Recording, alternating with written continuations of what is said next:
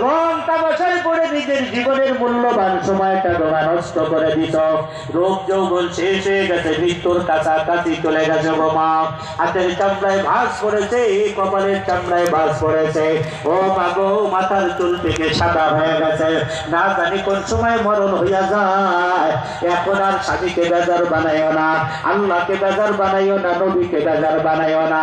এ আমার এলাকার যুবক ভাই, কত যুবক তোমার আর আমার মতো সকাল সন্ধ্যা দুনিয়ার থেকে বিদায় হয়ে যায়।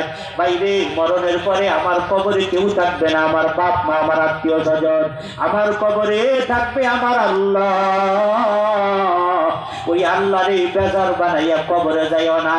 সময় পাইলাম না, বলতে পারলাম না, যাও দ্রুত আলেমুরা বলে জিজ্ঞাসা করো, কি করলে আল্লাহ বেজার হয় ওই কাজ করিও না, কি করলে আল্লাহ বেজার হয় ওই কাজ তোমরা করিও না, খবরদার দৌড়িয়ে যাও।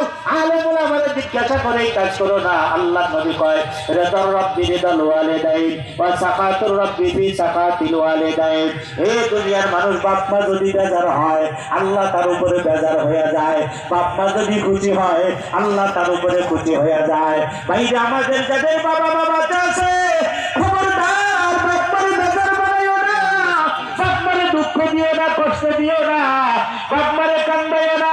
আর যাদের বাবা মা দুনিয়া ছেড়ে চলে গেছে, পরকালের দিকে রওনা দিছে, বন্ধু তাদেরকে একটু তাদের জন্য চোখের পানি ফেলাইয়া কান্নাকাটি করো, রোনাজারি করো, তাদেরকে তাদের জন্য দান সৎকার করো।